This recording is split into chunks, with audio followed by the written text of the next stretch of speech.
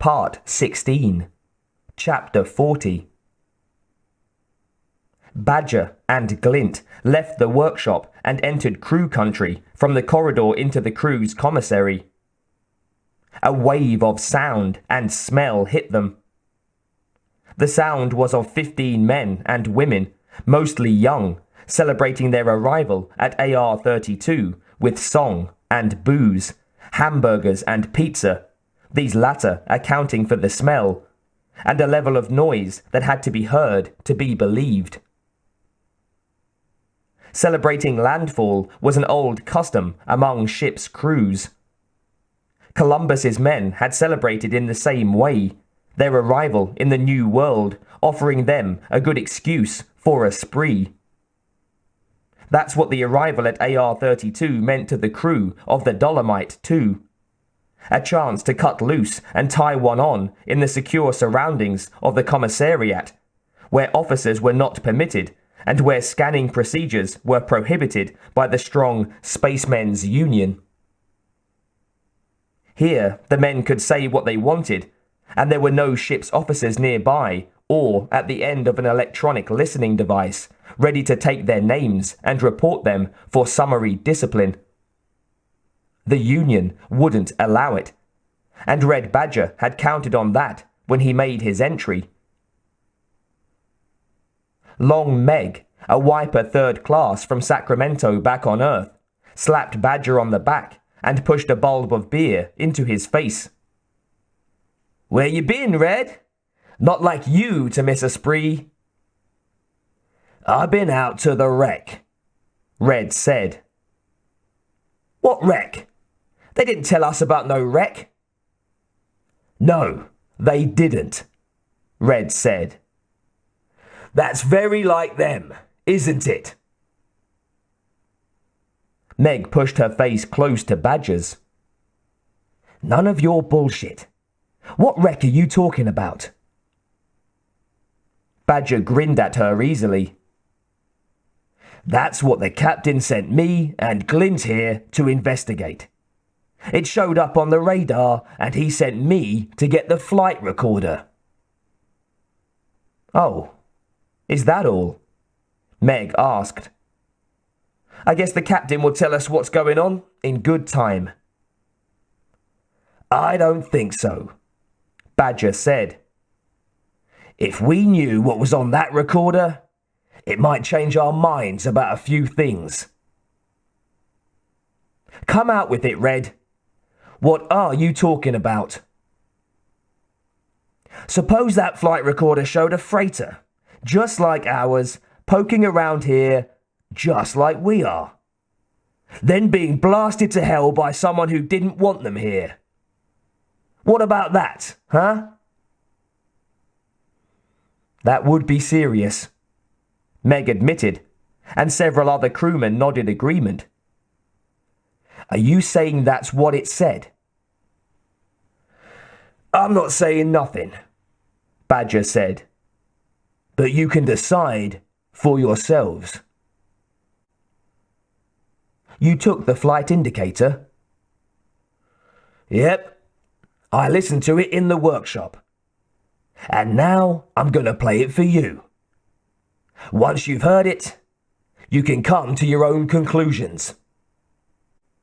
"I hope you know what you're doing, Red," Meg said. "I'm sure the captain is expecting you to give that to him immediately."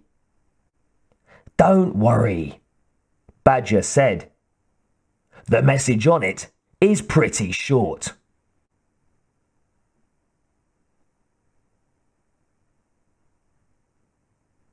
Chapter 41. The pod, with Norbert and Mac aboard, was dancing around like a leaf in a storm. Norbert had lost contact with the other pod containing the 5 volunteers. Wind force threw his pod up into the air, and cross-currents spun it like a top. Mac howled, and Norbert just clung tight. "Hang on, boy," Norbert called. Mac, cradled in his arms, was whimpering, his eyes rolling in a paroxysm of fear. Norbert had brought along some extra equipment in case of distress to the dog. The trouble was getting to it. Norbert was practically compressed into the space of the pod, and his size made him take up more room than an Earthman. The little ship was swinging around violently, but Norbert did not suffer from vertigo. He managed to reverse one of his wrist joints and grabbed a large piece of felt he had brought along. He managed to wrap this around Mac, cushioning him. The dog gave a little yelp as the cloth came around him, but he seemed to appreciate it. His spastic movement became calmer, and he began to adjust to the violent movements. The pod, descending on automatic, danced and veered in the wind. Norbert was tempted to manually override the pod's controls and see if he could ease out the movements. But he decided against it. The pod's autopilot had been designed with a program that softened out its jerks and slides. He couldn't hope to do better. He concentrated instead upon providing a firm platform for Mac and keeping the felt wrapped around the shivering beast without smothering him. Norbert himself didn't breathe, and he had to remind himself that all other creatures did. The ground was coming up fast now to meet them. Wind shear, this close to the ground, added another dangerous factor to the dangerous uncertainties of the descent. The pod's own pulsar beams had to slow them and absorb the shock as the ground rushed up to meet them. Then they were bouncing across it, and finally, spinning, they came to a halt. Then Dr. Myakovsky's voice. "Norbert, are you all right?" "Perfectly all right, Doctor. And so is Mac." "Was the landing very difficult?" Norbert had something new in his vocabulary, learned from Julie, and he hastened to use it now. "A piece of cake, Doctor. A walk in the park." "Hurry up and get the job done," Stan said. "We want to get rich and get out of here."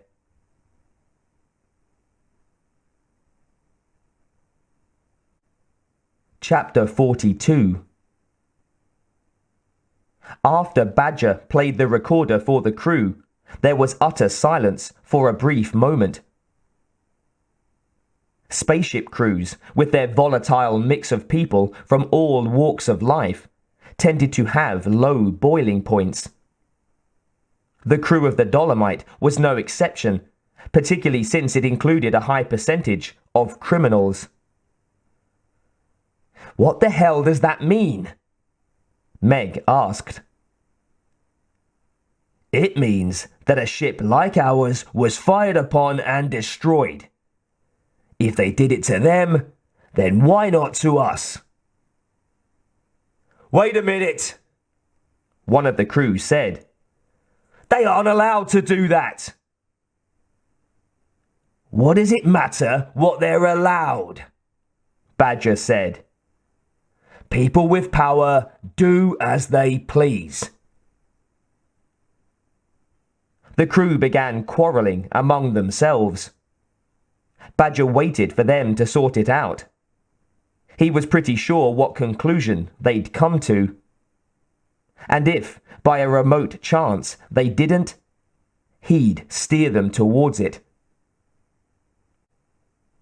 He knew that cons were always open to the charge that they were being exploited, a supposition that had proven true too many times in the past.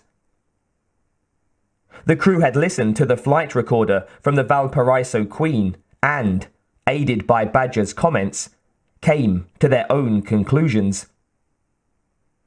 It was obvious that there was danger out there. Danger that Captain Hoban would soon know about. danger that impinged directly on the lives of the crew.